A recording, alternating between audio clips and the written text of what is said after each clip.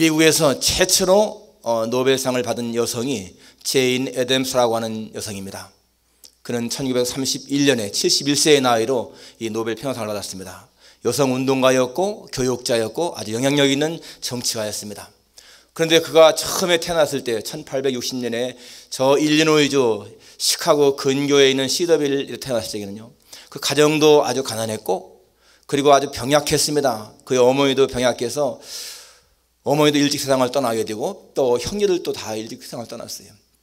그리고 이 제인도 약했는데 다시 아버지가 이제 재혼을 해서 새어머니 밑에서 그 새 또 형제들과 같이 성장을 했습니다.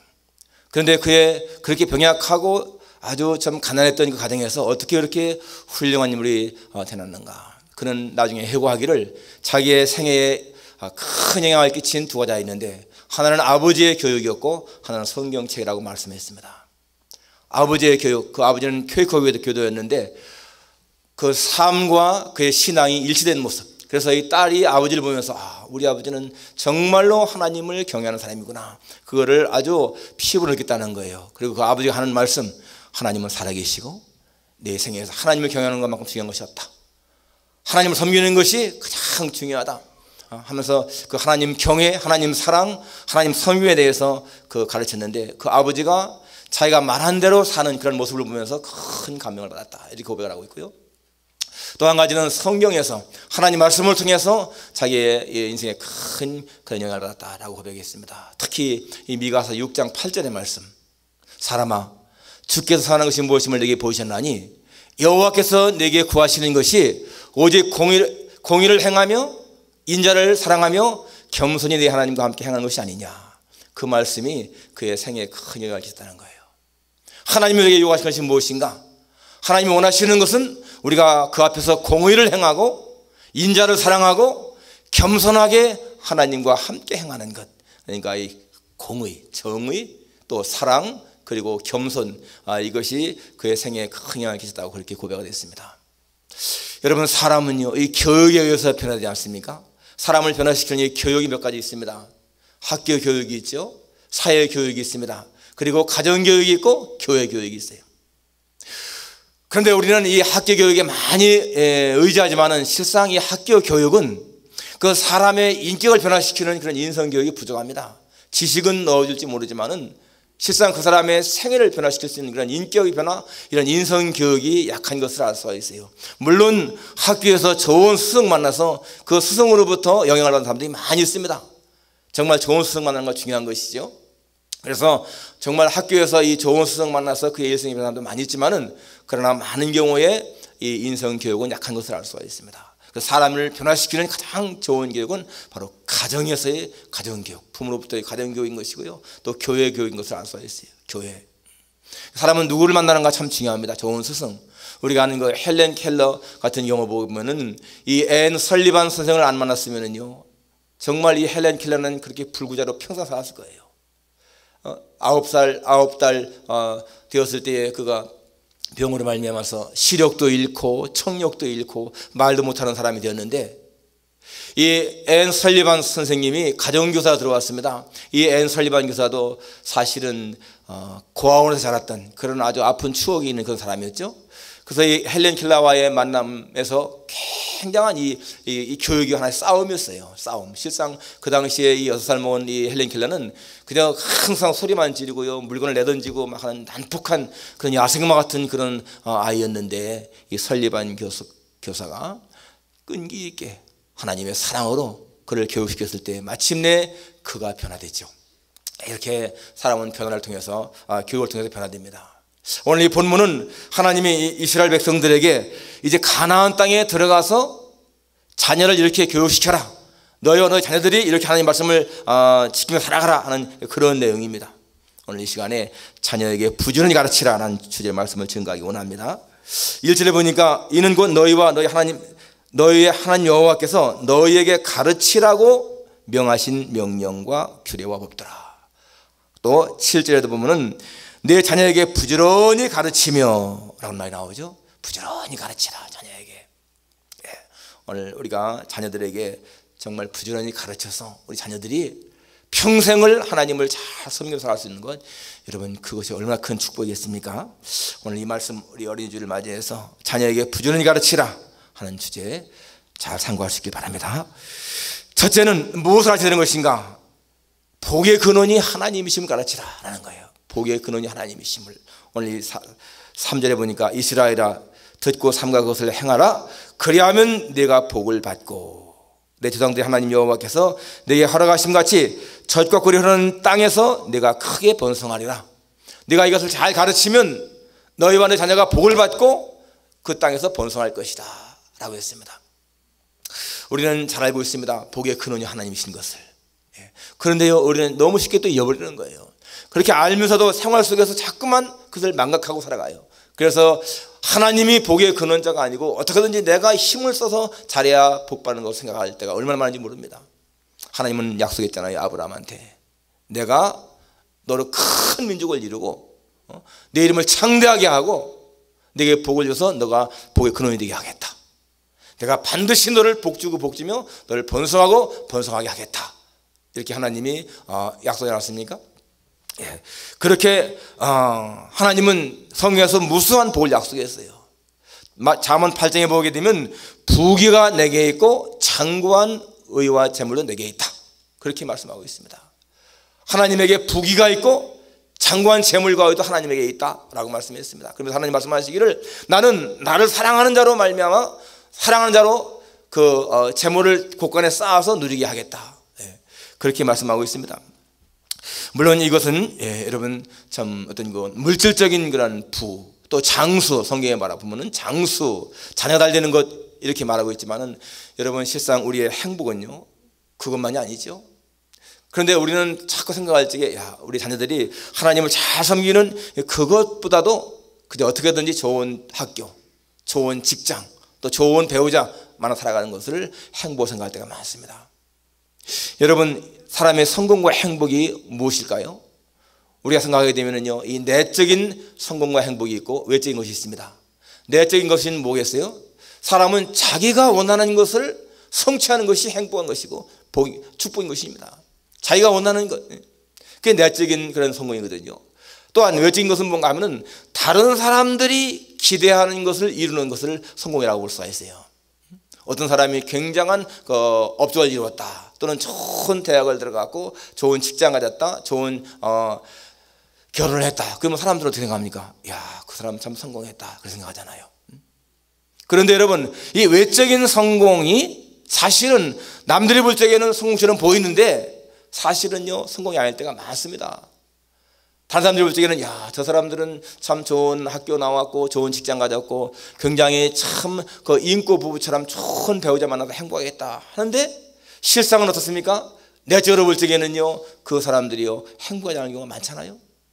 부부간에 갈등이 있고 싸움이 있고 다툼이 있고. 그러니까 우리가 생각할 적에 저 사람들은 행복하게 살겠다는데 어느 날 갑자기 그 사람들이 이혼하는 걸 보게 되면 외적인 그런 성공, 행복은 진정한 것이 아니라는 거예요.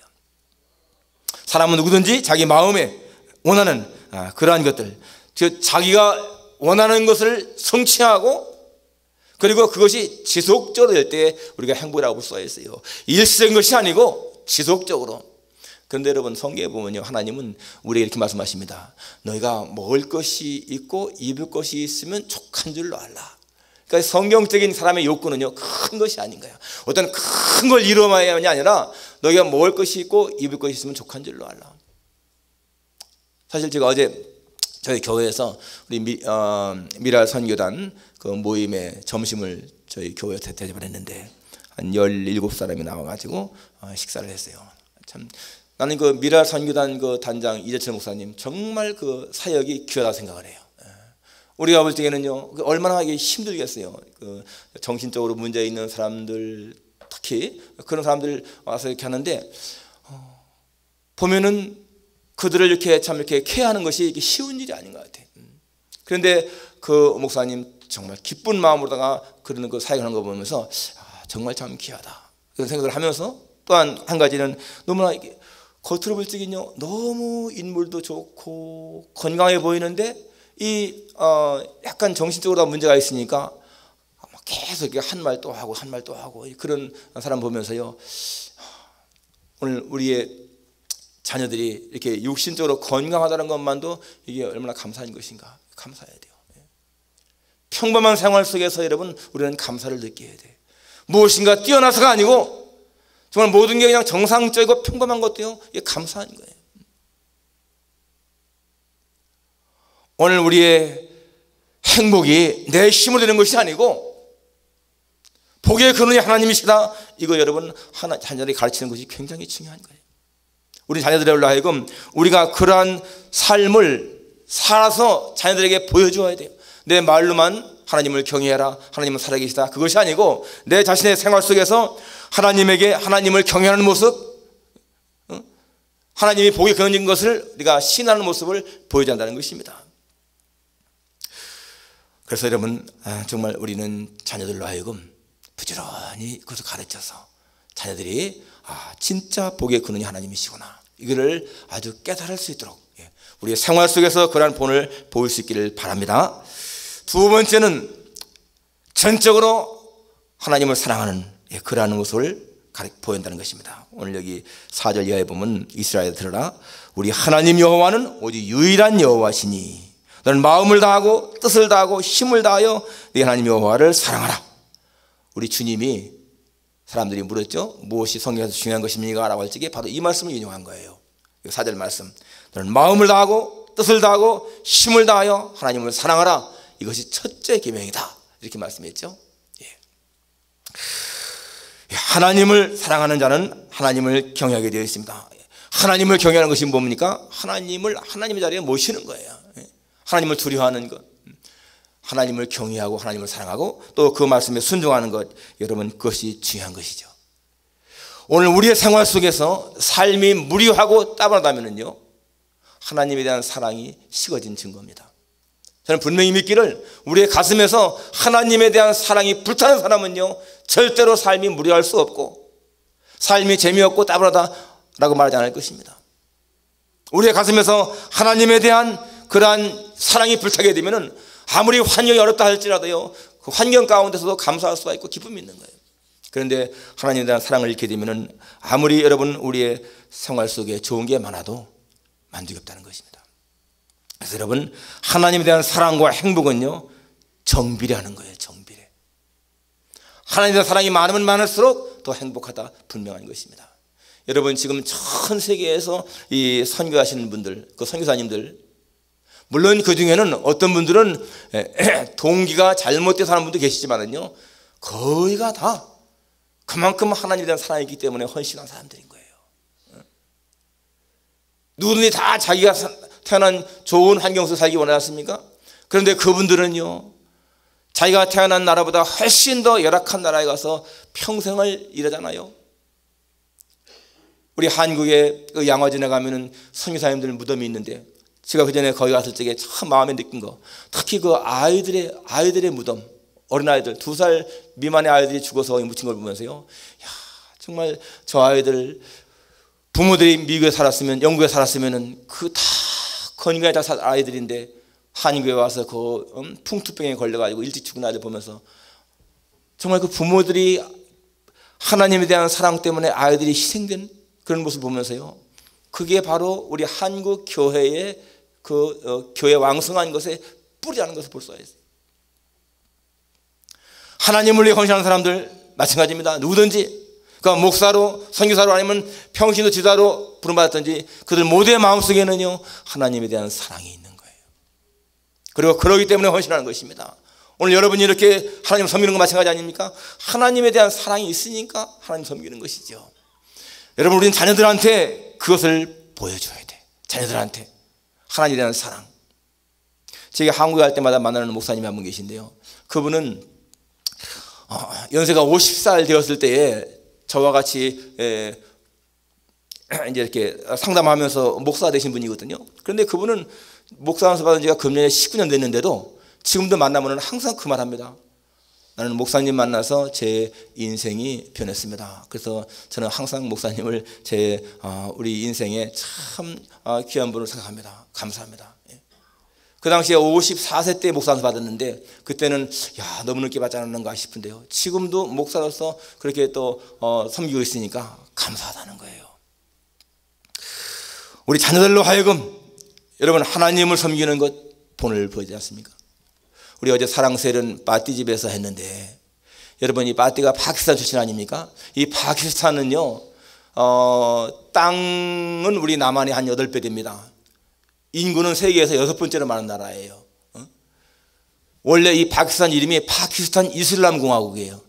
그러니까 이슬람이 얼마나 많겠습니까? 인도네시아 다음에 이슬람이 많은 나라가 파키스탄이더라고요. 그렇지만은 이 파키스탄은 이 핵을 보유한 나라입니다. 이슬람 국가에서 유일하게. 그래서 이 군사적으로 볼 적에는 10대 강국이더라고요. 그런데 80~90%가 이슬람, 기독교 신자는 2.5%밖에 안 됩니다. 거기에서 우리 바티 이 조상들이요 하나님을 믿은 거예요. 어제 물어보니까 4, 5대째라는 거예요. 자기 증조 할아버지, 할아버지, 그리고 자기 아버지, 자기 대. 그러니까 자녀까지 하면 5대 아니에요. 그 할아버지, 증조 할아버지 때부터 뿌린 그 복음의 씨앗이 그렇게 이어져서 그 바티까지도 지금도 이렇게 하나님을 믿게 되고 또 미국까지 오게 되고 그 딸은 그 옥스퍼드 대학에서 공부하고 얼마나 큰 복이에요. 오늘 여러분 우리의 신앙이 우리래나 우리의 자손 우리 아들 딸에게서만 끝나는 것이 아니고 정말 자자손손이 이어갈 수 있도록 우리는 저들에게 신앙의 뿌리를 심어줘야 된다는 거죠. 하나님을 사랑하는 것, 하나님을 경외하는 것이 정말로 복받는 길이다. 그것이 우리가 살아야 할 길이다. 이것을 잘 증거해야 된다는 것입니다. 우리 생활 속에서 정말 하나님을 사랑하는 모습, 순종의 모습을 보여줌으로써 자녀들이 자연스럽게 신앙을 이어갈 수 있도록 그렇게 우리 자녀들이 신앙의 복받기를 축원합니다. 마지막 세 번째는 자녀에게 무엇을 가르쳐야 되는 것인가? 평안할 때에도 하나님을 잊지 말 것. 오늘 이 10절, 11, 12, 13절까지 보면 그 말이 나옵니다. 10절부터 보면 그런 말씀이 나오죠. 내 하나님 여호와께서 내 조상 아브라함과 이삭과 야곱을 향하여 내게 주리라 맹세하신 땅으로 너를 들어가게 하시고 내가 건축하지 아니한 크고 아름다운 성읍을 얻게 하시며 내가 채우지 아니한 아름다운 물건이 가득한 집을 얻게 하시며 내가 파지 아니한 우물을 차지하게 하시며 내가 심지 아니한 포도원과 감람나무를 차지하게 하사 내가 내게 배불리 먹게 하실 때에 너는 조심하여 너를 애굽 땅 종되었던 집에서 인도해내신 여호와를 잊지 말고 네 하나님 여호와를 경외하며 그를 섬기며 그의 이름으로 맹세할 것이니라. 하나님이 이스라엘 백성들을 가나안 땅에 들어가게 하셔서 그들이 수고하지 않고도 잘 먹게 할 그때에 여기 배불리 먹게 하실 그때에 너는 조심해서 너를 애굽 땅 종되었던 집에서 인도해내신 여호와를 잊지 말라. 그리고 그를 섬겨라. 사람들은요 가난할 때 또 병이 있을 때 열악한 환경 절박한 상황 속에서 하나님을 찾습니다. 그런데 모든 게 잘 될 때 평안할 때 배부를 때 그때는요 하나님을 잊기 쉽다는 거예요. 우리 이민 역사를 보아도요 처음에 이민 와서는 가난하고 힘들으니까 얼마나 더 열심히 교회 다닙니까? 교회 모임이 훨씬 많잖아요. 주일, 수요일, 금요일, 새벽기도 막 나옵니다. 그런데요 사람들이 점점 안정되고 자기 집이 교회에 더 큰 곳으로 옮기게 되고요 아파트 살 적에는 더 열심히 했는데 오히려 큰 집으로 옮기게 되면 대다수의 사람들이 신앙이 더 약해지는 것을 보게 돼요. 그런데 오늘 성경이 뭐라고 했습니까? 배불리 먹게 하실 때에 잘 될 때에 그때에 하나님을 잊지 말라. 사람은 무엇인가 이렇게 좀 잘 될 때에 그때의 마음이 교만해져서 하나님이 없어도 잘 살 수 있다 그런 마음이 드는 거예요. 여러분 근데 그런 마음이요 이게 성령이 주는 마음이 아닌 거예요. 사탄이 주는 마음이라는 얘기예요. 하나님이 없어도 잘 살 수가 있다. 여러분 그 마음은요 분명하게 사탄이 주는 마음 아니겠습니까? 우리 그걸 경계해야 한다는 얘기예요. 언제든지 내가 잘 되든지 안 될 때든지 하나님이 아니면 안 된다 그런 마음. 인간과 하나님의 관계는 이 물과 물고기 관계입니다. 물고기가 물이 없으면 답답함을 느끼는 것처럼 똑같습니다. 여러분 하나님의 택한 백성은요 하나님에게서 멀어지면은 답답함을 느끼는 것이고 하나님을 가까이 하면 시원함을 느끼는 거예요.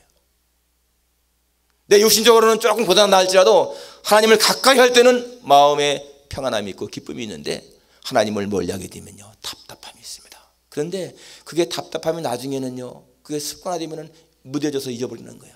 그냥 하나님을 멀리 해도 답답하지 못한 데 살지만은 사실은 물을 떠난 고기가 죽는 것처럼 영혼은 죽어간다는 얘기예요.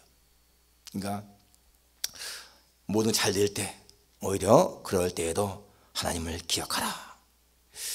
여러분, 우리는 성공의 척도를 세상적인 것에 두지 말고 내가 얼마만큼 하나님 안에서 기쁨을 누리느냐, 바로 그것이라는 거예요. 진정한 성공과 행복은 내가 하나님 안에서 하나님이 원하시는 일을 감당하고 지속적인 평안과 기쁨이 있는 것, 바로 그것이라는 것입니다. 자녀들에게 우리가 가르쳐야 할 것, 그렇기 때문에 내가 부요해도 가난해도, 내가 건강해도 병에도 약해도, 네 환경이 좋아도 나빠도 하나님만큼은 떠나지 마라.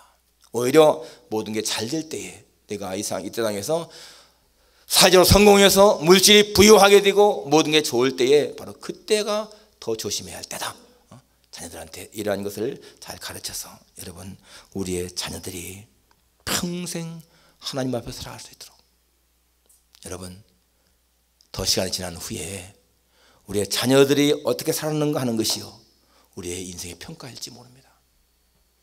우리 자녀들이 정말 하나님을 잘 섬기고 살아간다면 우리의 삶이 조금 덜 좋았다 할지라도 우리는요, 좋은 거예요. 성공한 거예요. 그러나 오늘 우리의 삶이 좋았다 할지라도 우리의 자녀들이 하나님을 떠나게 되고 하나님을 잊어버려 산다면 여러분, 우리가 주 앞에 설 때에 어떻게 주 앞에 담대하게 설 수 있겠습니까? 정말로 우리 자녀들로 말미암아서 하나님을 잘 섬기는 것이 보여져서 오늘 우리의 삶이 주 앞에서 인정받는 그런 삶이 되기를 주님의 이름으로 축원합니다. 기도하겠습니다.